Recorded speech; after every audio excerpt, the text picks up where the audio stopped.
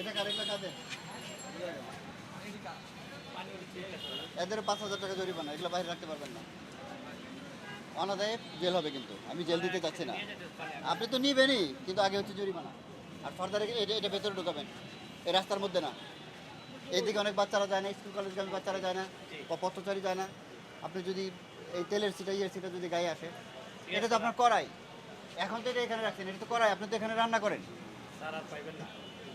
আজকে 5,000 টাকা জরিমানা কম করলাম, এরপরে কিন্তু জরিমানা বেশি হবে। এটা যদি এখানেই রাখেন, আপনি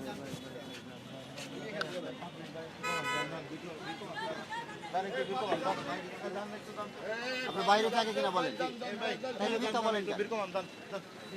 মিথ্যা বলেন কেন বলেন তো? আপনাকে ভালোভাবে বললাম, কেন বাইরে রাখেন? এদেরও জরিমানা, এদেরও 5,000 টাকা জরিমানা। ফার্দার আচ্ছা আপনার কম করে দিচ্ছি, আপনার 2,000 টাকা জরিমানা, ঠিক আছে? এরপরে যদি এগুলো বাইরে রাখেন, এগুলো কিন্তু সব নিয়ে চলে যান এবং দোকানে বন্ধ করে দেন, তিলতলা করে দেন। এইসব জায়গায় রান্না করেন কেন? এখন তো গোছাচ্ছেন, আমরা সবই দেখেছি, আমরা সবই জানি। জরিমানা হয়তো আসবেন না, জেলের আওতায় আসবেন বলেন? আপনাদের এবার 5,000 টাকা জরিমানা, এরপরে যদি ফার্দার করেন তখন আমরা অন্যদিকে যাব, আরও কঠিন অ্যাকশন নেব। আর এইসব জায়গায় রান্না করবেন না, আপনি ভেতরে রান্না করবেন। ক্লিয়ার বিষয়? তো দোকান কি এগুলো এত বাইরে কেন?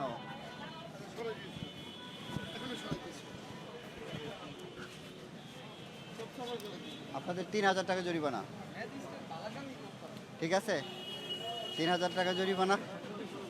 আর ফার্দার এইসব জায়গায় এগুলো রাখবেন, এগুলো গুছিয়ে ফেলেন, এগুলো ভেতরে নেন, এগুলো থাকবেন এদিকে, এই বাক্স এইদিকে থাকবে না, ঠিক আছে? এবার 3,000 টাকা জরিমানা, এটা 3,000। এটা এটা দোকানের আগে লাগানো ছিল, এখন আপনি উঠাই ফেলবেন। আর কোনো কথা আছে? আপনাদের 2,000 টাকা জরিমানা। ফার্দার যদি দেখি জরিমানা বাড়বে। ফ্রিজ তো বাইরে, আবার খাতা বানিয়ে দিচ্ছেন বাইরে, রাস্তার মধ্যে কেন? এগুলো ভেতরে নেবেন, এটা ভেতরে নেবেন।